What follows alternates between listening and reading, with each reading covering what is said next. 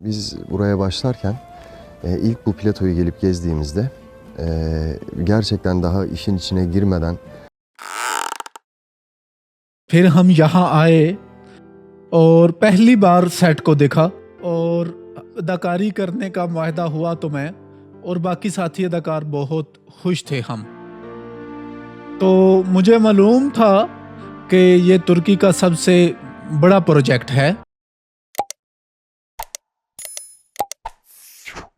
अस्सलाम वालेकुम फ्रेंड्स, तो कैसे हैं आप सब। उम्मीद करता हूं कि आप सब खैरियत से होंगे और अल्हम्दुलिल्लाह मैं भी ठीक ठाक हूं। तो आज की वीडियो में हम बात करने वाले हैं डबिंग के बारे में कि वीडियोस की डबिंग कैसे की जाती है। तो चलिए शुरू करते हैं।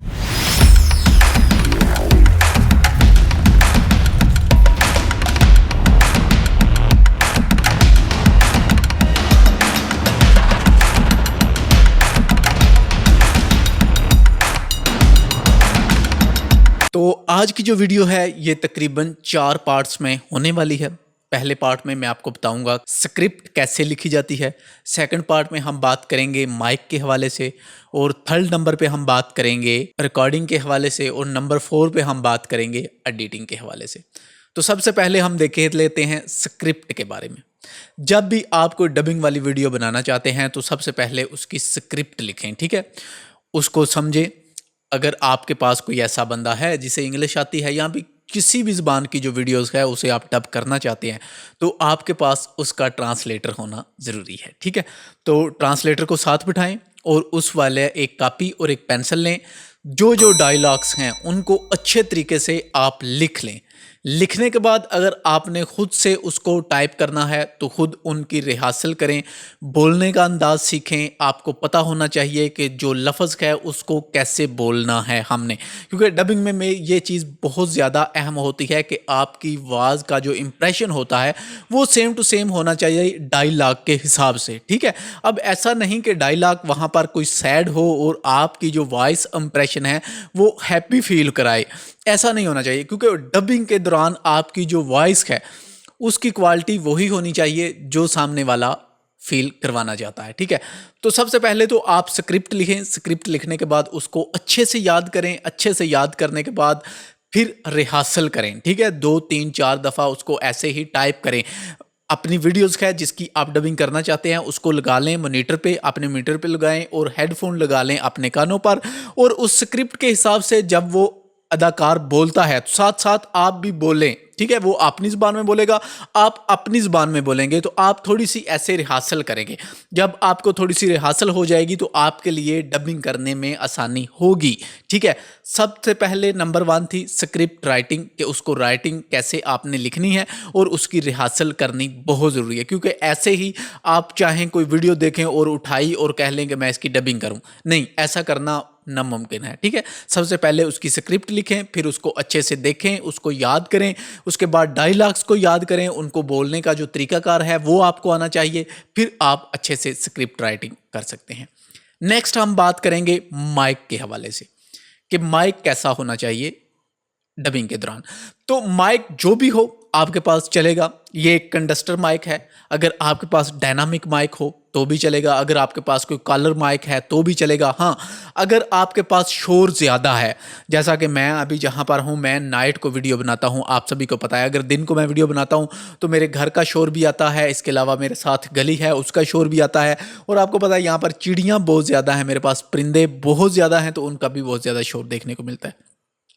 तो आपके पास अगर डायनामिक माइक होगा तो आप अच्छे तरीके से उसको कर सकेंगे। और दूसरा, जब भी आप स्क्रिप्ट राइटिंग करने के बाद रेडी हो जाएं और अपनी वीडियोस की डबिंग करना चाहते हैं तो कोशिश करें खड़े होकर करें, बैठ कर नहीं।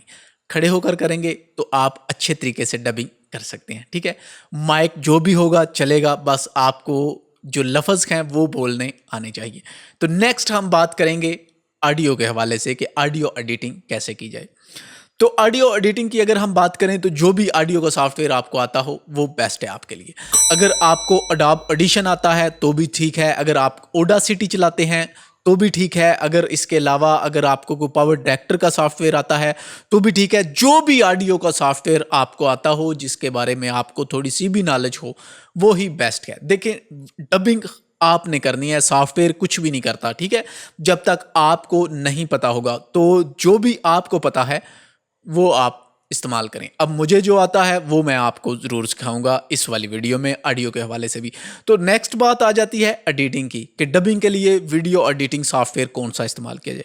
तो जो भी आपके पास सॉफ्टवेयर है आप उसे इस्तेमाल कर सकते हैं। अगर आप चाहें तो आप एडीएस ग्रास वैली में इसकी डबिंग कर सकते हैं, आप चाहें तो आप अडोब प्रीमियर पर कर सकते हैं, आप चाहें तो आप डविंची पर इसकी डबिंग कर सकते हैं, आप चाहें तो फिल्मोरा पे भी इसकी डबिंग कर सकते हैं, ठीक है। तो डबिंग के लिए भी जो भी वीडियो एडिटिंग सॉफ्टवेयर आपको आता हो वो बेस्ट है।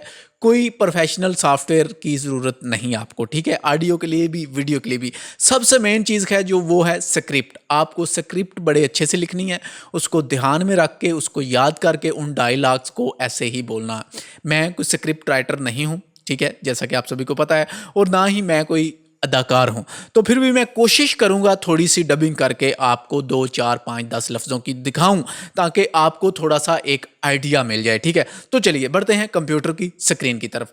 तो यहाँ पर मैंने कुछ डाउनलोड करके रखा हुआ है। अगर मैं यहाँ पर आ जाऊँ वीडियो में, तो ये वीडियो है जी, इसको मैं यहाँ से पुश करने वाला हूँ। तो इसके साथ जो स्क्रिप्ट है वो भी लिखी हुई है, तो मैं थोड़ी सी ये डबिंग करके आपको दिखाऊंगा कि डबिंग असल में कैसे की जाती है, ठीक है। तो इसको मैं कर लूँगा साइड पे, मैंने कोई रिहर्सल नहीं की, पता नहीं कैसी होगी या फिर अच्छे से कर पाऊँगा या नहीं, लेकिन कोशिश ज़रूर करूँगा आपको समझाने के लिए। तो आप, आई होप कि आप जब करेंगे आप अच्छे से रिहर्सल करेंगे, फिर इसकी डबिंग करेंगे, ठीक है। तो हम इसको भी कर लेते हैं जी साइड पे, बल्कि अब इसको हम बंद ही कर देते हैं। तो इसको कर लिया हमने साइड पे, और अब आ जाते हैं जी हम ऑडियो वाले सॉफ्टवेयर पे अपने पे, ठीक है। तो मैं आने वाला हूँ अडोब ऑडिशन 2021 पे, तो हम इसको कर लेते हैं ओपन। तो इसको ओपन, आपके पास जो भी ऑडियो का सॉफ्टवेयर आपको आता है वो बेस्ट है, आप उस पर कर लें। अडोब एडिशन कोई ज़रूरी नहीं, ठीक है, अगर आपको नहीं आता तो अब यहाँ पर मेरा माइक है जो वो कैमरे के साथ अटैच है, तो हम इसकी मदद ले लेते हैं जी थोड़ी सी। ये माइक्रोफोन इतना अच्छा तो नहीं मेरे पास, बहरहाल फिर भी हम कोशिश करते हैं कि इसकी मदद से हम अपनी जो ऑडियो है उसको रिकॉर्ड कर लेंगे अपने पीसी में। तो यहाँ पर हम चेक कर लेते हैं जी, hello mic check, hello microphone testing, hello microphone testing, hello mic check. तो यहाँ पर हमारी जो रिकॉर्डिंग है वो बड़े अच्छे से हो रही है। तो मैं इसको एक बार पुश करके इसको करने वाला हूँ जी डिलीट, बस चेक कर रहा था कि हमारा ऑडियो चल रही है, ठीक है। तो अब हम आ जाते हैं अपनी वीडियोस पर। तो मैं इसको दोबारा से प्ले करने वाला हूँ। फिर हम यहाँ आए और पहली बार सेट को देखा, अदाकारी करने का मुआहदा हुआ, तो मैं और बाकी साथी अदाकार बहुत खुश थे। तो मुझे मालूम था कि ये तुर्की का सबसे बड़ा प्रोजेक्ट है। ओके, बस इतना ही मेरे ख्याल से काफ़ी होगा, क्योंकि मुझे डबिंग नहीं आती, लेकिन करते कैसे हैं वो मैं आपको बता रहा हूँ, ठीक है। तो इसको हम कर लेते हैं जी यहाँ पर स्टॉप। मैंने स्टॉप कर लिया है, अब हम इसको सुनेंगे, ठीक है। फिर हम यहाँ आए और पहली बार, ओके, तो मैं इसको करने वाला हूँ ख़त्म, और इसको भी करने वाला हूँ ख़त्म। फिर हम यहाँ आए और पहली बार सेट को देखा। मेरी आवाज़ काफ़ी अजीब सी है, उसकी वजह कि मेरा जो माइक्रोफोन है वो मैं ये वाला इस्तेमाल कर रहा हूँ। अगर ये वाला इस्तेमाल करता तो फिर मेरे ख्याल से ऑडियो हमारी अच्छी आती, लेकिन ये वाला जो माइक्रोफोन है ये कैमरे के साथ अटैच है, तो इस वजह से मैं कंप्यूटर में इनपुट इसका ले नहीं सकता, ठीक है। तो ठीक है तो हम बढ़ते हैं अपनी क्लास आगे। तो इसको मैं थोड़ा सा सेट करूंगा, यहाँ से मैं इसको नॉर्मलाइज करने वाला हूँ। नॉर्मलाइज करने के बाद फिर मैं इफेक्ट पर जाने वाला हूँ, और यहाँ पर वोकल पर आने के बाद इसकी लो ट्यून को मैं अप्लाई करने वाला हूँ। तो लो ट्यून भी थोड़ी सी इसकी सेट हो गई हैं, तो अब फिर से मैं आने वाला हूँ नॉर्मलाइज पर, और इसको मैं यहाँ पर ऐसे ही सेव करने वाला हूँ। अब मैंने इसको लिया और यहाँ पर जहाँ पर भी सेव करना चाहे, डेस्कटॉप पे आ चुका हूँ मैं। यहाँ पर 001 के नाम से मैंने एक फ़ोल्डर ले लिया है, और यहाँ पर हम लिखने वाले हैं जी AUDIO ऑडियो 1, डन और डन, ठीक है। नॉइस बल्कि इसकी कर लेते हैं रिमूव। तो यहाँ पे नॉइस मैं इसकी कर लूँगा रिमूव। तो अच्छे से नहीं हो सकी, तो हम दोबारा से क्या करेंगे, यहाँ पर आएंगे, इस नॉइस को दोबारा से लेंगे, अफेक्ट में आएंगे, और यहाँ पर आने के बाद कैप्चर नॉइस प्रिंट करेंगे, ठीक है। ओके, अब फिर से मैं इसको दोबारा से फिर इफेक्ट्स पे आने वाला हूँ, नॉइस पे आने वाला हूँ, और नॉइस रिडक्शन पर क्लिक करने के बाद इसको अप्लाई कर दूँगा। अब हमारी जो नॉइस है वो यहाँ पर क्लियर हो चुकी है, ठीक है। तो दोबारा से मैं इसको फाइल पर जाने वाला हूँ। फाइल पर जाने के बाद हम करने वाले हैं इसको एक्सपोर्ट फाइल फिर से ब्राउज़, और ब्राउज़ पर आने के बाद हम आ जाएंगे जी 001 में, audio 1 safe, yes yes, okay. तो एक नए नाम से जी इसको सेव करना होगा, ठीक है। तो हम ऑडियो 2 लिख लेते हैं, दोबारा सेव किया और इसको डन किया, हमने सेव कर लिया। अब ऑडियो यहाँ पर हमारी समझ लें कंप्लीट हो गई है। अब वीडियो एडिटिंग के लिए जो भी सॉफ्टवेयर आप इस्तेमाल करना चाहें आप कर सकते हैं, लेकिन मैं यहाँ पर EDS को ओपन करने वाला हूँ, उसके बाद हम अडोब प्रीमियर को भी देखेंगे, ठीक है। तो EDS हमारा ओपन हो ले। गर्मी बहुत ज़्यादा है, क्योंकि आपको पता है कि गर्मी एकदम से बहुत ज़्यादा हो गई है यार, तो पंखा भी बंद करना पड़ता है वीडियो बनाने के लिए, इसी वजह से वीडियोस थोड़ी सी कम आ रही हैं।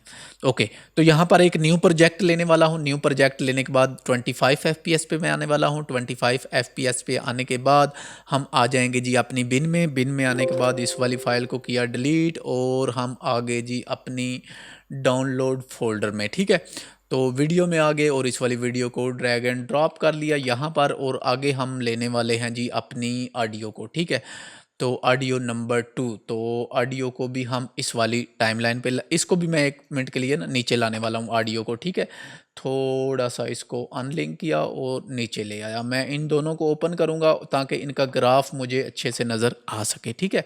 ग्राफ के लिए अब एक चीज़ और मैं आपको बताना चाहूँगा, डबिंग करते वक्त जो आपको वीडियो एडिटिंग में ध्यान रखना होता है वो ये रखना है कि एक टाइमलाइन पे ऑडियो की, जो एक टाइमलाइन पे उस पे एक करैक्टर होना चाहिए। जैसा कि अगर हम बात करें अर्तुगरुल की, तो आप जितने भी अर्तुगरुल के डायलॉग होंगे वो आप यहाँ पर लिख लें, ठीक है। अर्तुगरुल का नाम लिख लें यहाँ पर, तो आप सारे डायलॉग अर्तुगरुल की इसी टाइमलाइन पे रखेंगे, ठीक है, इसी वाली पे। अगर हम बात करें नेक्स्ट करैक्टर बमसी की, तो उसकी हम बात करें तो नेक्स्ट उसके सारे डायलॉग आप सेकंड वाली टाइमलाइन पे रख लें। मतलब जो भी आपके पास म्यूज़िक वाली टाइमलाइन अलग होनी चाहिए ऑडियो, और बाकी जितने भी आपके पास करैक्टर होंगे उनकी अपनी अपनी टाइमलाइन होनी चाहिए। ये बहुत ज़रूरी है, एक ही टाइमलाइन पे आपने रश नहीं डालना, ठीक है। ऐसे आपको बड़ी प्रॉब्लम्स होगी, तो आप सेपरेट सेपरेट एक रखेंगे। जिसके भी डायलॉग कंप्लीट होंगे आप सिंपल यहाँ पर आएँ और इसको लॉक कर दें ट्रैक को, ठीक है। आपने ट्रैक लॉक कर दिया, अब इसकी ऑडियो को कोई भी मसला नहीं होगा, ठीक है। तो फिलहाल मैं इसको अनलॉक करने वाला हूँ, तो इसको मैं करने वाला हूँ म्यूट, और मैं एक बार आपको ऑडियो यहाँ पर सुना देता हूँ। इसकी ऑडियो मैं थोड़ी सी स्लो करने वाला हूँ, ठीक है। फिर हम यहाँ आए, इसको मैं थोड़ा सा यहाँ से कट करके आगे लेकर आने वाला हूँ यहाँ पर, ठीक है। ये फिर हम यहाँ आए और पहली बार सेट को देखा। अदाकारी करने का मुआहदा हुआ तो मैं और बाकी अच्छा, पहली मैं बार एक सेट चीज़ को देखा। अदाकारी करने का अब यहाँ पर मैं इसको करने वाला हूँ जी कट, और यहाँ पर लेकर आने वाला हूँ, ठीक है। अब मैंने थोड़ा सा इसको किया है पीछे, तो इसको फिर भी हम यहाँ आए और पहली बार सेट को देखा। अच्छा, ये इसको भी मैं थोड़ी सी ना इसको मैं यहाँ से कट करने वाला हूँ, और कट करने के बाद इसकी मैं हल्की सी स्पीड लगाने वाला हूँ, क्योंकि मेरी स्पीड है जो वो काफ़ी तेज़ है बोलने की, ठीक है। तो इस वजह से मैंने इसको थोड़ी सी स्पीड लगाई है। आप जब बोलेंगे तो आप, इसीलिए कह रहा हूँ कि रिहर्सल बहुत ज़रूरी है, ठीक है। फिर हम यहाँ आए और पहली बार सेट को देखा। अदाकारी करने का मुआहदा हुआ तो मैं और बाकी साथी अदाकार बहुत खुश थे।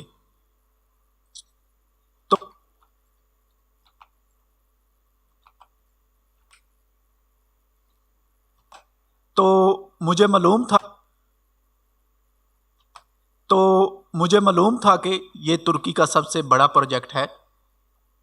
ओके, तो ऐसे आप अपनी सारी जो सेटिंग है वो नहीं कर सकते हैं। मुझे पता है कि अच्छे से सेटिंग नहीं हुई, और अच्छे से सेटिंग ना होने की वजह है सिर्फ़ और सिर्फ कि रिहर्सल नहीं थी, ठीक है।